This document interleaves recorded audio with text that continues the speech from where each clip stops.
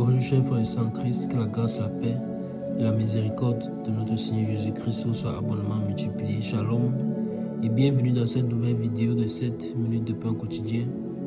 Le 19 juin 2026, nous poursuivons notre lecture dans le livre de Actes des Apôtres, chapitre 14. Et nous allons lire aujourd'hui le verset 28. Le verset 28 de ce chapitre 14 est également le dernier verset de ce chapitre. Et nous rendons donc grâce au Seigneur qui nous a permis de finir le chapitre 14 et donc de finir également exactement avec la moitié du livre de Actes des Apôtres qui contient en total 28 chapitres. Donc nous sommes arrivés à la fin du verset 14 et nous rendons une fois de plus grâce au Seigneur. C'est lui qui fait tout, c'est lui qui conduit tout, c'est lui qui donne la force, c'est lui qui nous fortifie et c'est lui qui nous enseigne à chaque fois. Et nous rendons donc grâce pour cela. Nous avons vu dans la vidéo précédente et même dans tout le chapitre comment le Saint-Esprit, après avoir mis à part les apôtres Paul et Barnabas, pendant qu'ils étaient en Antioche en train de prier et de jeûner au chapitre 13, il les a donc mis à part pour une œuvre. L'œuvre était d'aller partout, dans tous les bougas, dans tous les contrées, vers les païens, entrer dans cette ville païenne en commençant par les Juifs, en annonçant la bonne nouvelle de l'évangile. C'est ce qu'ils ont fait. Ils sont allés dans plusieurs contrées, en Macédoine, en Antioche de Pisidie, à Lystre, à Derbe, dans la Lycaonie, à Icône, ainsi de suite. Dans différentes contrées, ils ont également reçu des persécutions. Ils ont subi des persécutions. Mais ils ne s'en les dérangeaient pas. Pourquoi? Parce que c'est le quotidien des enfants de Dieu véritables qui servent le Seigneur. Alors, ils sont apôtres, ils sont appelés à ces choses. Qu'est-ce que l'apôtre Paul dit? Que Dieu, ce me semble, a fait de nous apôtres les derniers des hommes, les condamnés à mort en quelque sorte. Donc, ils ne regardent plus à leur vie, ils regardent au Seigneur. Leur vie leur importe peu. L'apôtre Paul a même été lapidé et laissé pour mort. Mais le Seigneur a veillé sur lui. Le Seigneur l'a ramené à la vie. Alors, ils ont subi dans plusieurs contrées des persécutions, mais cela a permis qu'ils puissent se déplacer, aller dans d'autres contrées encore et continuer à annoncer l'évangile. Et ceci est merveilleux. Nous pouvons voir donc le Seigneur se glorifier, nous pouvons voir la main, et on a pu voir cela, la main du Seigneur se glorifier lorsque les disciples, bien ses enfants, sont soumis à lui. Et ça nous a permis encore de voir une fois de plus le point principal de nos études, c'est-à-dire l'intimité avec le Saint-Esprit, ou encore cette relation, bâtir cette relation personnelle et intime avec le Saint-Esprit. Ils ont reçu les directions du Saint-Esprit, les directives, et ils ont obéi.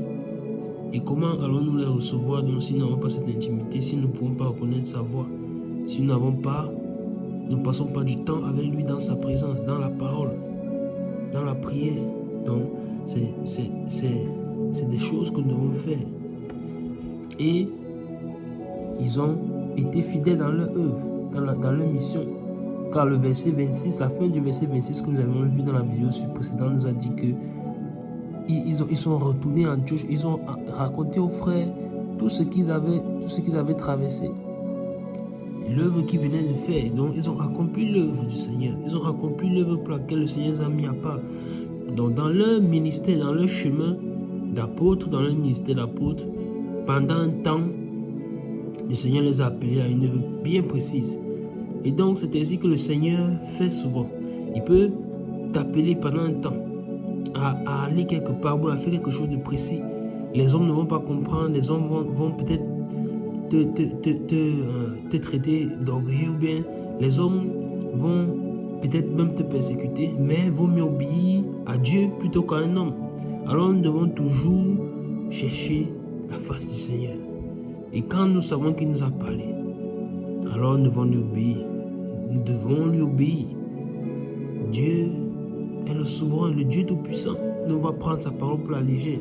S'il nous a parlé, s'il a pris la peine de nous parler, alors la moindre des choses que nous puissions faire, c'est d'obéir. Alors les apôtres ont obéi. Ils sont arrivés, nous aussi, à la fin de ce chapitre 14, à la fin de leur périple. Et le dernier verset, donc, le verset 28 dit ceci: ils demeuraient assez longtemps avec les disciples. Amen. Je lis le verset, il demeurait assez longtemps avec les disciples. Amen. Donc, un temps de repos, un petit temps de répit leur a été accordé par le Seigneur. Et quand on dit temps de répit, c'est pas qu'ils étaient là, ils n'avaient rien à faire, non. Ils se reposaient juste de tout leur voyage. Donc, ils continuaient donc à œuvrer maintenant à Antioche, comme ils avaient commencé auparavant, avant que le Saint-Esprit les envoie ailleurs. Donc, ils sont demeurés longtemps avec les apôtres. Même quand ils sont rentrés, ils ont convoqué toute l'église pour leur raconter ces choses. Donc, ce ne sont pas des paresseux. Non, ils ont continué l'œuvre du Seigneur. Dans cette vie d'Antioche, continuent à bâtir maintenant la foi des frères et sœurs Antioche. Alors, ils demeuraient assez longtemps avec les disciples.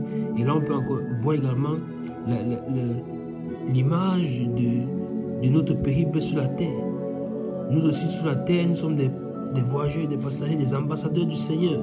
Nous devons porter la bonne nouvelle de l'évangile jusqu'aux extrémités de la terre. Et ensuite, nous rentrons à la maison. La maison, c'est où? Au ciel. Et là, nous pouvons demeurer longtemps avec le Seigneur. Longtemps avec le Seigneur. Qui nous accordera la récompense de notre œuvre sur la terre. Alors, soyons fidèles. Lui, il est fidèle, soyons aussi fidèles. Soyons aussi fidèles. Regardez comment, dans tout un chapitre, le Seigneur a utilisé ses apôtres pour annoncer la bonne nouvelle de l'évangile. Et donc, si tu écoutes cette vidéo et que tu n'as pas encore donné ta vie au Seigneur, je t'exhorte à le faire. Ne plus tarder. Que ton cœur ne s'endurcisse point. Le Seigneur Jésus revient bientôt. Et il est déjà mort. Il est mort, il est ressuscité. Pour que l'homme ne périsse point. Mais pourquoi refuses-tu ça, la grâce qu'il t'accorde? N'endurcis pas ton cœur. Repends-toi de ta vie passée. Menée sans lui. Et accepte-le comme Seigneur et Sauveur. Sincèrement. Il t'accordera son esprit. Et entre dans les eaux du baptême. Entre dans les eaux du baptême. Pour t'identifier à sa mort et à sa résurrection. Et marcher en nouveauté de vie avec lui. Nous rendons donc grâce au Seigneur pour ce chapitre 14 qui s'achève. Et nous nous arrêtons là pour aujourd'hui. C'était tout pour les 7 minutes de pain quotidien ce jour. Que la grâce, la paix et la miséricorde de notre Seigneur Jésus-Christ vous soient abondamment multipliés. Shalom.